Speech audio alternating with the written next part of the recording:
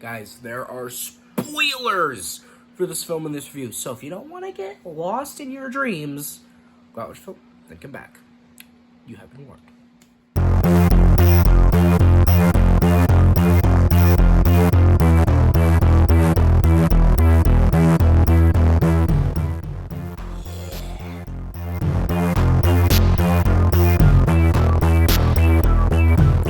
Hey guys, and welcome back to another episode of Off the Shelf. I'm your host, MHG, and this week, what we found off the shelf was...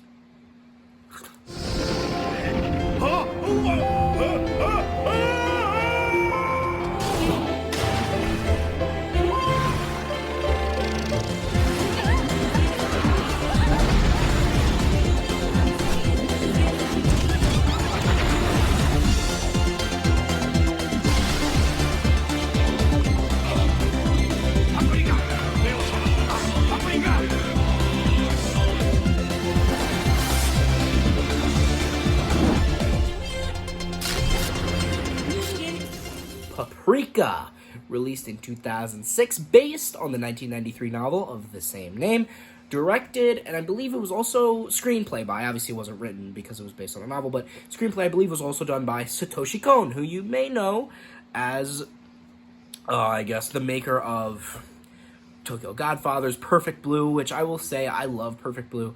I believe Perfect Blue is genuinely one of my favorite movies ever. So I'd say I'm a fan of Satoshi Kon, right? And I've been wanting to watch this movie for a long time, and sorry, I'm going on a tangent. I just really like this movie, but this movie is, I'd say, sci-fi, like psychological thriller, like kind of surreal movie. You know, like really trippy and odd, experimental a little bit.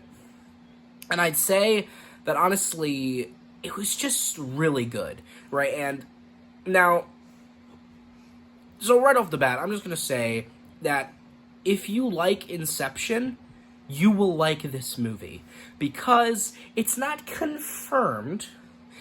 Nolan has never said that this movie was a main inspiration for Inception, but I think all it takes is to watch both movies and see that there has to have been some kind of inspiration there.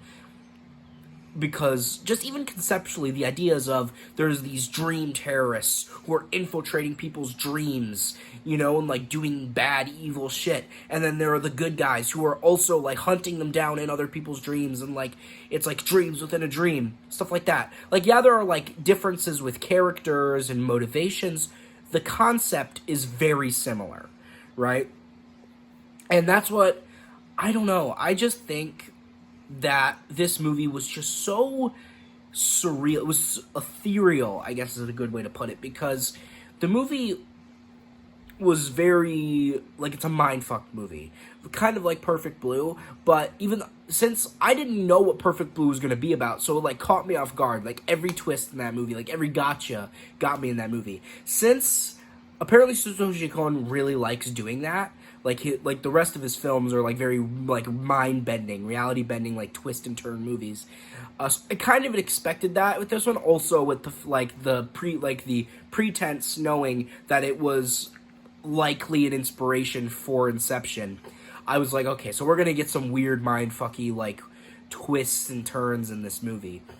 And there was a lot of moments in the movie where it's like, is this reality? Is this real life? Even at the end of the movie, it's like it said, is it reality or is it still a dream? They never really explicitly say that it was reality. I mean, you can assume that it was, but was it? Right? Leaves it up to interpretation. I like that. I just really liked the visuals. I really liked the parade scene. Like, the parade throughout the whole movie was just so ethereal. Again, second time, but it's just, I don't know what other word to describe it. It was so odd, you know, in a good way. Because, and apparently from the novel, Satoshi Kon really liked the novel. I did some research on it, and apparently he said that he couldn't adapt, like, have a completely faithful adaptation of the novel into a movie because the novel was just so dense that he couldn't have made it into one movie. Maybe if he had made more than one, but I feel like that would have been a bit of a gamble, right? So he's like, I just gotta make one movie, and obviously the parade scene was not in the book, because the parade scene was kind of like, that was like the dream that everybody was getting sucked into, right? Like everybody around the world, like when they dreamed, they would like go crazy because they would get sucked in this parade dream, and then they would like kill themselves, or they would like cause accidents or like hurt people, stuff like that. You know, it would like hypnotize them, kind of. That is not in the novel. Apparently, in the novel, from what I've read, it is like multiple dreams. They jump from dream to dream, kind of like Inception. But that's what they do, and obviously, but they do it. There's a lot more of that in the book, and the movie would have either been really long or more than one movie, which I think they did a good job. And really, their whole goal was to just have the vibe of like the dream-like world, like the world, to make it feel, I guess, like that was his goal. The whole movie was like otherworldly and dreamlike. That was the goal of the movie, or at least with those segments. And I think they did a bang-up job. There was just... And I'm not going to name names, but I saw somebody say that this movie was like, oh, it's like baby shit. It's like, it's not even that trippy. You know, it's a boring movie. Did we watch the same movie? How is this movie boring? This movie is not boring. I mean, hell, you could not like the movie. That's completely fine. But if you say it's boring, I think you're wrong. I think you're just wrong. Like, what's boring about it?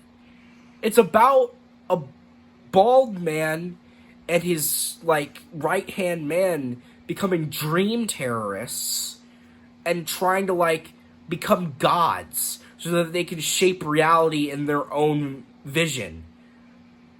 And there's, like, the parade thing, and then there's, like, people turning into toys, and there's, like, all this weird shit, like, people getting sucked into the floor. There's Paprika, she's a character, and it's, like, she's strange. Okay, she's strange. And it's, like, how is that boring? I don't understand. I don't get critics. I don't get them. But, yeah, this movie was just so entertaining, but honestly, I feel like I heard a quote from someone, I can't remember their name, but I heard a quote, and they said that this movie is not really meant to be understood per se. You can understand it, but that's, like, it's mainly, like, an experience, right? It's not really a movie, maybe upon first watch, at least. Upon first watch, you're not meant to understand it, you're meant to, like, immerse yourself in this dream world, right? Immerse yourself in this universe, and I really think that it was just I don't know, I felt immersed, is basically what I'm trying to say. And it was an experience, it was a hell of an experience. It just makes me want to watch the rest of Satoshi Kon's filmography, because we're two for two right now. I've loved both of the movies that I've seen from him. I have a feeling I've seen another one, but I don't know. Like, the two I'm guaranteed. I love these movies, and I don't know. I really like them, and you definitely probably will have to rewatch it a couple times to fully understand it, like what it's trying to say or what it's trying to, like, convey. And I like that. I like movies that kind of maybe don't require, but, like, maybe rewatches will give you more to enjoy about it, you know? I like that in movies, where it's not required, but you can still notice little details that you wouldn't have noticed upon first watching. I really enjoy that. And overall, also, the movie was funnier than I thought it was going to be, actually. There was a lot of comedic bits in the movie, and they were, like, tasteful, in my opinion. They were, like, tasteful jokes, and I liked them. I didn't always, like, laugh out loud at them, but I'm like, oh, that's pretty funny. That's pretty funny. It deserves a guffaw here and there. It's pretty humorous. But anyway, I'm just rambling at this point, but, yeah. Suffice to say, I'm probably not smart enough to understand everything about this movie, the themes, you know, it probably has some kind of message. I mean, obviously I think the overall message, from what I could understand, is humans, like, I guess, intruding in things, invading things, you know, kind of ruining things with technology, because the reason the bald, like, chairman guy wants to become a god is because he believes that we are ruining the only like humane safe space left in the world, and that's the dream world, and we're infiltrating it with a technology where we can like infiltrate dreams and control it, right? And in his mind, he's trying to save everybody by spreading the dream sanctuary everywhere, you know, destroying technology, doing stuff like that. But really, he was just like gonna basically kill everyone. But so basically, I guess it's about like humans, I guess, meddling with things they don't understand, I suppose, is a message that could be interpreted from this movie. But again, as I said, maybe have to rewatch the movie a couple times to fully understand it. But I like that, as I said. But I'm sorry, I'm just rambling here. I want to conclude this. Do I recommend this movie? Absolutely. I absolutely recommend this movie. If you've seen any of like the other Satoshi Kon movies, I genuinely think that if you haven't seen this one, you're missing out. It's really good. And honestly, I don't think I can pick a favorite between Perfect Blue and Paprika. I do have like a bit more like personal attachment. I have a lot of like nostalgia for Perfect Blue, so I feel like maybe like personally, but I think like movie wise, I don't know which one is. I can't pick which one is better per se. I just like both of them equally in that regard. But if, as I said, if you're a psychological thriller fan, hell, if you're a fan of Inception, I feel like you, as I said before in the beginning of the review, you would really, really enjoy this movie. And if you just like mindfuck movies, if you like those kinds of movies, like movies that mess with your head, that make you question things, question reality, stuff like that. I mean in the movie, like you can question reality in real life, I guess, if you really want to, but it's mainly in the movie. But with that being said, what would I rate this film? I think I would rate this movie an 8.5 out of 10. And, yeah, I think I've said what I need to say. I think I've said my piece. So, guys, I hope you liked this video. Share your friends, subscribe to the channel, comment below if you liked it. And I've been Rotamichi. Off.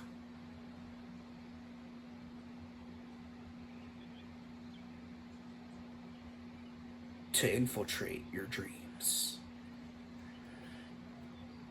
So